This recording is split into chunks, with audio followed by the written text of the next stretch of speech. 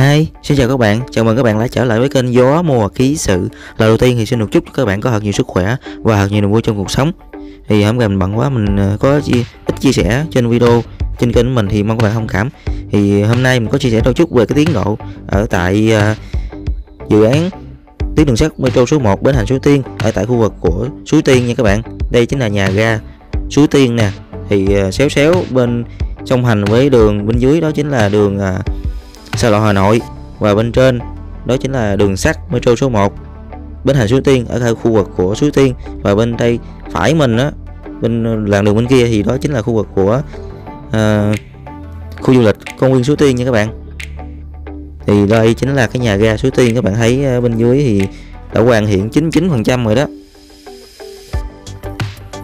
Có thể nói là sau hơn 2 năm do ảnh hưởng của dịch Covid-19 cũng như là vướng mắc về tài chính thì do giải ngân chậm, khiến nhà thầu gặp không ít khó khăn khi thi công tuyến Metro số 1 Bến Thành Suối Tiên này. Thì hôm nay thì với những hình ảnh này các bạn cũng có thể thấy được những phần nào về cái tiến độ của khu vực này. Thì dự kiến là đến tháng 8 năm 2022 thì sẽ đưa vào khai thác, rồi giống như là thử cái tuyến đường sắt này trên cao ở cái đoạn từ nhà ga Bình Thái cho đến khu vực của Suối Tiên này nha các bạn. Hướng phía trước đó chính là hướng đường sắt này nó sẽ di chuyển về khu vực của Bến Thành nha các bạn.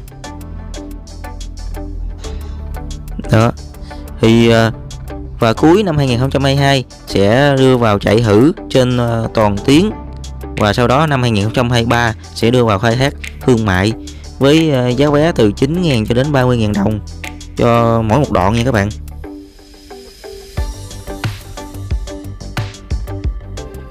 Thì có thể nói khi mà cái tuyến mà Metro số 1 Bến Thành Suối Tiên này đưa vào sử dụng chính thức toàn tuyến á, thì các bạn nếu mà các bạn từ khu vực này đó, khu vực của Suối Tiên này, các bạn có thể di chuyển về khu vực của chợ Bến Thành một cách rất là nhanh chóng nha các bạn, trong thời gian rất là ngắn luôn, rút ngắn hành trình và rút nhất thời gian di chuyển luôn, rất thuận lợi cho những ai mà không có xe hơi, xe bánh hay bánh kia nọ, di chuyển rất là nhanh chóng.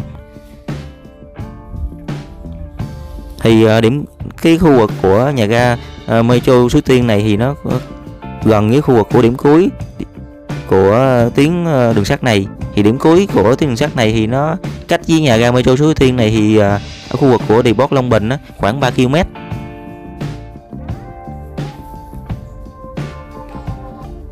Thì có thể nói là về tiến độ là những ngày cuối của tháng 3 năm 2022 thì tất cả các gói thầu xây dựng trên tuyến Metro số 1 Bến Thành Suối Tiên thì đang đi vào công đoạn hoàn thiện. Trong đó thì những gói thầu đã hoàn thành được 99% khối lượng công việc nha các bạn. Đó, bên trên chính là tuyến đường sắt trên cao của tuyến Metro số 1 đó. Các bạn thấy những đường ray của nó thấy không? Và bây giờ thì mời các bạn xem trên bản đồ để biết được vị trí chính xác của cái tuyến Metro số 1 này, cũng như là về cái khu vực trên bản đồ mà nó hiển thị nha các bạn. Và sau đó mình sẽ tiếp tục chia sẻ tiếp cho các bạn về thực tế ở bên dưới. Rồi thì bây giờ mời các bạn cùng xem trên bản đồ để biết được vị trí của nhà ga Metro Suối Tiên. Thì bắt đầu mình sẽ zoom lần cho các bạn xem nha. Thì nằm ở khu vực của Thủ Đức, thành phố mới nha các bạn. Đó, thì đây chính là nhà ga Metro Suối Tiên. Thì nó nằm xéo đối diện với công viên văn hóa Suối Tiên, ở khu du lịch của Suối Tiên đó. Và nó nằm đi song hành đường nhà ga. Cái nhà ga này cũng như cái tuyến đường sắt Metro này nó đi song hành với Sa Lộ Hà Nội. Đó thì nó từ ngay tại vị trí ga Metro Suối Tiên này thì nó cách với cái điểm cuối. Mình sẽ di chuyển đến điểm cuối khoảng 3 km nha các bạn. Đây. Điểm cuối nó ở tại nhà ga Depot Long Bình. Đó. Thì từ chỗ khu vực của Depot Long Bình là điểm cuối, thì cách với mà nhà ga Metro Suối Tiên thì khoảng 3 km nha các bạn. Và hôm nay mình có chia sẻ đôi chút về cái tiến độ của cái nhà ga Metro Suối Tiên, cũng như cho các bạn xem được cái những hình ảnh ở khu vực này về tuyến đường sắt này và nhà ga này giờ ra sao như thế nào. Đó. Và cũng như nó nằm sẽ cách với cái nút giao Hoa Thị này tại phường Linh Trung nè, kết nối với quốc lộ 1 luôn nữa đó. Thì cái hướng phía trước này nè chính là hướng đổ về của Bến Thành nha các bạn, nhà ga đầu Bến Thành. Hướng này là hướng đổ lên trên màn hình đó. Và cái khi sau này đưa vào hoạt động chính thức thì cái tuyến đường sắt Metro số 1 này thì Bến Thành Suối Tiên các bạn có thể di chuyển từ công viên văn hóa Suối Tiên, và các bạn có thể về chợ Bến Thành để các bạn đi chợ Bến Thành, và các bạn có thể từ chợ Bến Thành các bạn có thể mà đi trở về công viên văn hóa Suối Tiên để mà đi khám phá du lịch ở tại Suối Tiên nha các bạn. Đó, với tốc độ là 100 km/h ở trên những cái đoạn tuyến đường sắt trên cao như thế này, và 80 km/h khi di chuyển ở những đoạn chạy ngầm bên dưới. Bây giờ mà các bạn xem thực tế của cao hành trình cũng như là trên livecam để biết được tình hình diễn biến tiến độ ra sao như thế nào nhé.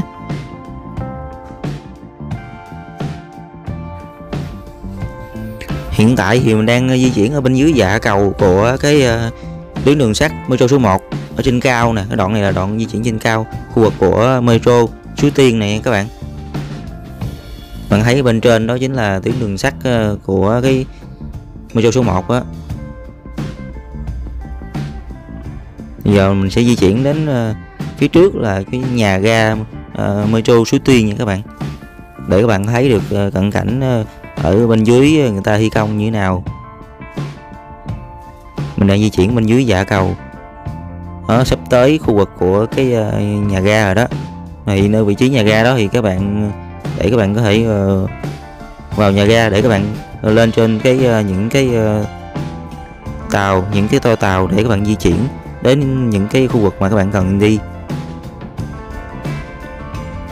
Đó, mình zoom lên lớn cho các bạn, phóng to để các bạn thấy rõ. Đó, thì các bạn sẽ vào trong cái nhà ga này, các bạn lên thang cầu thang mà các bạn di chuyển lên bên trên để mà vào những cái toa tàu. Hướng này chính là hướng đổ về khu vực của Depot Long Bình. Thì từ đây, từ nhà ga này về cái điểm cuối của Long Bình đó, thì khoảng 3 km nữa. Thì mình sẽ chạy thử một đoạn cho các bạn xem vì cái tiến độ của cái đoạn này thôi, chứ mình không có chạy tới khu vực của Depot Long Bình. Thì các bạn nhìn vào các bạn thấy cơ bản là hoàn thành sắp xong hết rồi. Nó chỉ còn một vài những cái hạng mục nhỏ thôi, người ta đang thi công ở bên trong khu vực của nhà ga đó.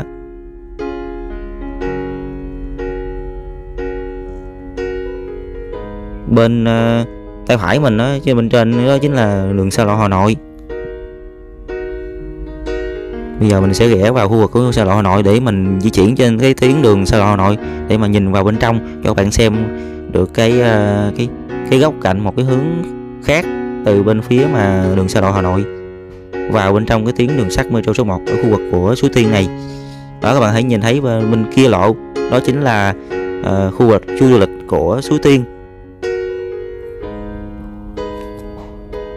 Thì cái tuyến đường sắt Metro số 1 này á, thì khi mà đưa vào hoạt động thì với tốc độ di chuyển của nó là 100 km/h các bạn, ở những đoạn mà di chuyển trên cao như thế này, và ở những cái đoạn mà đi ngầm bên dưới thì nó sẽ di chuyển với tốc độ là 80 km/h.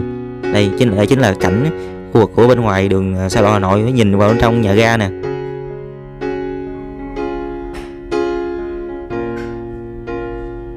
Chỉ còn những công đoạn cuối nữa thôi, nhưng mà thì để có thể mà đưa vào chạy toàn tuyến thì dự kiến thì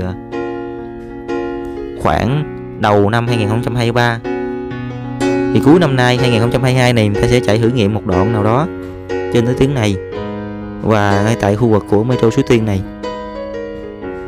Mình đang di chuyển cái hướng này nè, chạy trên đường xa lộ Hà Nội này. Hướng này là đổ về cái nút giao của thành Hoa Thị mà trên bản đồ mình đã chia sẻ các bạn, ở khu vực của phường Linh Trung á, Thủ Đức á. Và cái hướng này chính là hướng đổ về, nếu mà trên tuyến đường sắt chạy xuyên suốt luôn thì sẽ đổ về khu vực của chợ Bến Thành. Thì chợ Bến Thành chính là nhà ga Metro Bến Thành, điểm đầu của cái tuyến đường sắt Metro số 1 này. Ở cái video mà chia sẻ các bạn về cái nhà ga Metro Bến Thành á, thì mình có chia sẻ một video, thì các bạn có thể xem lại video đó. Thì nhà ga Metro Bến Thành và nhà ga nằm ở dưới lòng đất nha các bạn, với độ sâu 32 m. Và hiện tại lúc trước mình có chia sẻ là ngay tại khu vực nhà ga đó thì nằm liền kề với cái công viên luôn nha các bạn. Và khu vực nhà ga Metro Bến Thành đó, thì nó cũng cách đi chợ Bến Thành cũng khoảng vài trăm mét đó.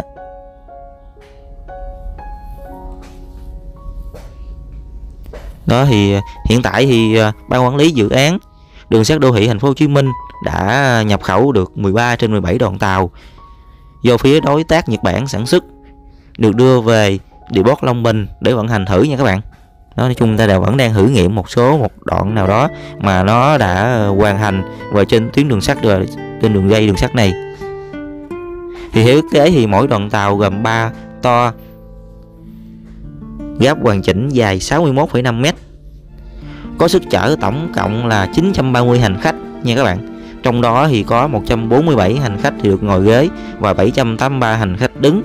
Thì kiểu như các bạn có thể mà xem những cái video của bên nước ngoài, bên Trung Quốc hoặc là bên Mỹ á, những cái đi những cái đường sắt này nè, thì người ta đa số là giống như đi xe buýt đấy các bạn. Thì người ta có những cái cây sàn ngang để mình vịn mình đứng á, và nó có dãy băng ghế thì nó cặp theo hai bên của cái to á, thì cho nên là nó bị hạn chế, có thể chở được 930 hành khách trên một to, nhưng mà trong đó thì cái dãy băng ghế ngồi thì chỉ có khoảng là 147 người có thể ngồi được ở trên một to đó thôi. Đó, còn 783 người là phải đứng. Đó, nếu mà cái số lượng khách thì nó đông thì bắt buộc mình phải đứng thôi, đứng và dựa những cái sàn ngang á theo cái to đó. Thì đoàn tàu được thiết kế có hệ thống điều hòa không khí đó, nhưng mà các bạn có thể yên tâm vì hệ thống điều hòa không khí này mình nghĩ là có thể là sẽ làm mát, và cũng như là hệ thống điều khiển chạy tàu tự động đó, là dạng như các bạn khi mà đến nhà ga các bạn lên đó thì cái xe nó sẽ di chuyển đến giờ nào đó thì nó sẽ đến một cái giờ nhất định nó sẽ đậu lại và các bạn sẽ lên được tự động, sẽ đến một cái giờ nó sẽ chạy di chuyển. Nhưng mà theo như mình được biết là hệ thống điều khiển tàu chạy tự động này được coi là bị lạc hậu so với mà những nước tiên tiến rồi. Và tốc độ di chuyển mà người ta đề ra là 100 km/h ở những đoạn chạy trên cao như thế này, và ở những đoạn chạy ngầm ở bên dưới thì sẽ chạy với tốc độ là 80 km/h. Đây là mình tới một cái địa điểm của một cái nhà ga nữa nè. Đó. Còn về cái giá vé mà sau này khi mà đưa vào hoạt động chính thức người ta cũng đang trong quá trình đề xuất nha các bạn. Thì giá vé thì đề xuất thì với mỗi lượt thì từ 9.000 cho đến 23.000 đồng, tính theo cự ly di chuyển.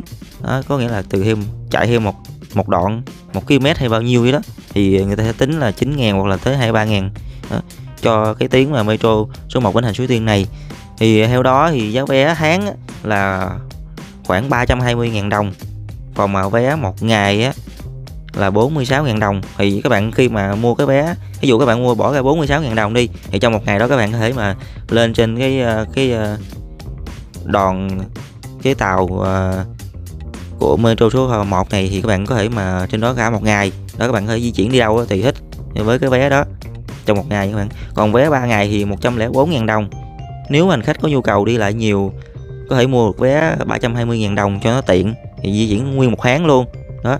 Đối với học sinh, sinh viên thì được giảm 50%, còn 160.000 đồng trên một tháng. Tuyến metro số 1 cũng ưu đãi và không thu vé cho một số đối tượng như người khuyết tật, trẻ em dưới 6 tuổi, người trên 70 tuổi và người có công với cách mạng. Thì hiện tại cái giá vé này cũng như là cái tiền vé tháng này thì người ta cũng đang trong quá trình mà đề xuất cũng như là đưa ra tham khảo coi như thế nào nha các bạn. Và cũng như là để cho cái tuyến đường sắt metro số 1 Bến Thành Suối Tiên này sau này đưa vào hoạt động chính thức thì để kết nối thuận tiện hơn cho mọi bà con cô bác anh chị em có thể đi lại trên tuyến đường sắt này, thì người ta đang nghiên cứu một dự án nữa, đó chính là những cái tuyến đường kết nối của xe buýt kết nối với các nhà ga nha các bạn. Thì người ta đang đề xuất gửi Hội đồng Nhân dân Thành phố Hồ Chí Minh để đề xuất về cái vấn đề mà đầu tư cái tuyến đường kết nối xe buýt đi vào các nhà ga trên các tuyến đường sắt đô thị số 1 Bến Thành Suối Tiên này. Thì dự án kết nối với có tổng mức đầu tư là hơn 118,5 tỷ đồng. Đó thì vào trong cái thời gian mà 2022 này đến 2024 thì người ta sẽ đang đề xuất, nếu mà đề xuất thành công cũng như là được duyệt thì người ta sẽ tiến hành cũng như là xây dựng những cái tuyến đường xe buýt để mà kết nối với những cái đoạn những cái khu vực của các nhà ga trên tuyến metro số 1 này, để cho các bạn có thể mà thuận tiện dễ dàng hơn, giúp cho người dân có thể mà di chuyển đến những cái đoạn mà nhà ga để mà khu vực mà mình cần di chuyển có thể đơn giản và nhanh chóng hơn. Rồi đây chính là một số chia sẻ của mình về cái khu vực của tuyến Metro số 1 Bến Thành Suối Tiên, khu vực của nhà ga Metro Suối Tiên, về tiến độ cũng như là những hình ảnh trên cao, cũng như những hình ảnh ở bên dưới mặt đất, để cho các bạn có thể mà biết được cái tình hình diễn biến và như thế nào, cũng như là một số thông tin về cái toa tàu, cũng như là giá vé đang đề xuất, và cũng như là những cái tuyến đường sau này có thể mà dự kiến là sẽ được mở cho các xe buýt để vào các khu vực của nhà ga. Và cảm ơn các bạn đã xem video, nhớ bấm like ủng hộ trên video của mình cảm ơn thật nhiều, và cũng như là đăng ký kênh để sau này khi nhận được thông báo thì các bạn có thể vào xem video ngay lập tức. Hẹn gặp lại các bạn ở những video tiếp theo nhé.